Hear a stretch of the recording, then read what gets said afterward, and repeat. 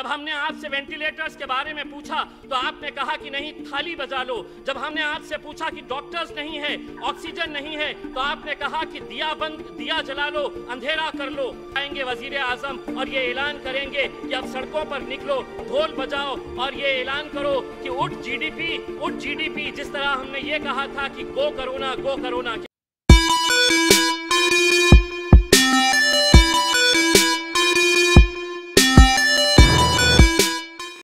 Honorable Member Sri Imtiaz Jalil.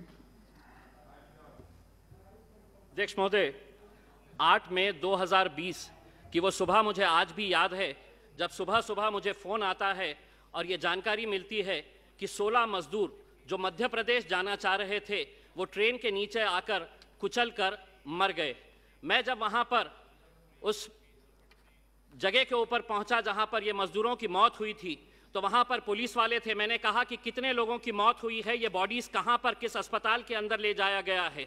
तो मुझे बताया गया है कि ये लाशें अभी भी वहीं पर पड़ी हुई है।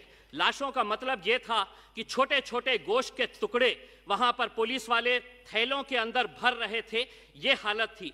उस दिन टेलीविज़न के ऊपर ये खबर चलाई गई कि एक्सीडेंट के अंदर 16 मजदूरों की मौत हो गई। लेकिन मैं उस दिन भी कहा था, एक बार फिर से आज यहाँ पर दोहराता हूँ कि वो एक्सीडेंट नहीं था बल्कि हत्या थी, और वो हत्या के जिम्मेदार हम सब लोग हैं जिन्होंने इन मजदूरों को सड़कों के ऊपर छोड़ दिया था।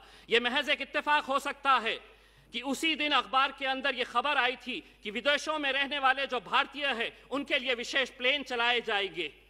क्या ये मजदूरों को हमने मरने के लिए सड़कों के ऊपर इसलिए छोड़ दिया था कि इनकी याद हमें सिर्फ इलेक्शन के वक्त में आती है, और इनके लिए जो विदेशों के अंदर रहते हैं उनके लिए विशेष फ्लाइट्स का प्रबंधन किया गया था? अध्यक्ष महोदय, मैं मंत्री जी से पूछना चाहता हूं, आज 6 महीने के बाद क्या हिंदुस्तान का एक भी शहर ये दावा करके कह सकता है कि हमारे पास आज पूरे वेंटिलेटर्स है, हमारा मेडिकल इंफ्रास्ट्रक्चर पूरी तरह से सक्षम है? आज भी मंत्री जी, जिस शहर के अंदर वेंटिलेटर्स है, जिस हॉस्पिटल के अंदर वेंटिलेटर्स है, वहां पर डॉक्टर्स नहीं। जहां डॉक्टर्स है तो वहां ऑक्सीजन नहीं, और जहां पर वेंटिलेटर्स भी है, ऑक्सीजन भी है, डॉक्टर्स भी है, तो वहां पर बेड्स अवेलेबल नहीं है। जब हमने आपसे वेंटिलेटर्स के बारे में पूछा तो आपने कहा कि नहीं, थाली बजा लो। जब हमने आपसे पूछा कि डॉक्टर्स नहीं है, ऑक्सीजन नहीं है, तो आपने कहा कि दिया जला लो, अंधेरा कर लो। आज जब जीडीपी इतना गिर गया है तो हम सरकार की तरफ से एक फरमान सुनना चाह रहे हैं कि कब आएंगे वजीर आजम और ये ऐलान करेंगे कि अब सड़कों पर निकलो, ढोल बजाओ और ये ऐलान करो कि उठ जीडीपी, जिस तरह हमने ये कहा था कि गो कोरोना के नाम के ऊपर।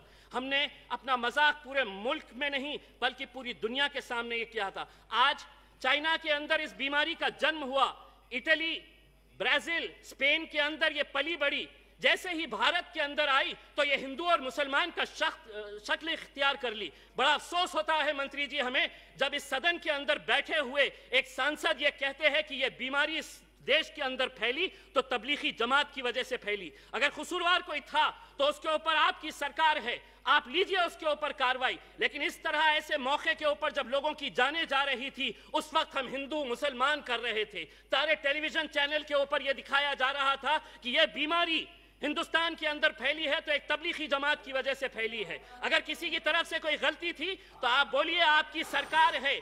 लेकिन हम आपको ये कहना चाहते हैं मंत्री जी, प्लीज कंक्लूड। एक 2 मिनट। अध्यक्ष महोदय, आज हमें मालूम है कि संकट गहरा हुआ है। हम सरकार का पूरी तरह से साथ दे रहे। ऐसा नहीं है कि हम विपक्ष के अंदर है तो हम हर चीज की आलोचना कर रहे हैं। आपने मेहनत किए है, कोशिश किए है, लेकिन जिस तरह के जो फैसले लिए जा रहे थे ऐसा लग रहा नहीं था कि ये मुल्क के अंदर लोकतंत्र है बल्कि तानाशाही है कि 4 घंटे पहले आ जाओ, कह दो कि 4 घंटे के बाद देश बंद हो जाएगा और देश बंद कर दिया गया है। आज अगर यही हालत रही तो अध्यक्ष महोदय 30 सेकंड सिर्फ, आज यही हालत रहा तो देश इस मुल्क के वजीर आजम को देखकर यही कहेंगे कि आखिर हम बोले तो बोले क्या, करे तो करे क्या। वाह मोदी जी वाह।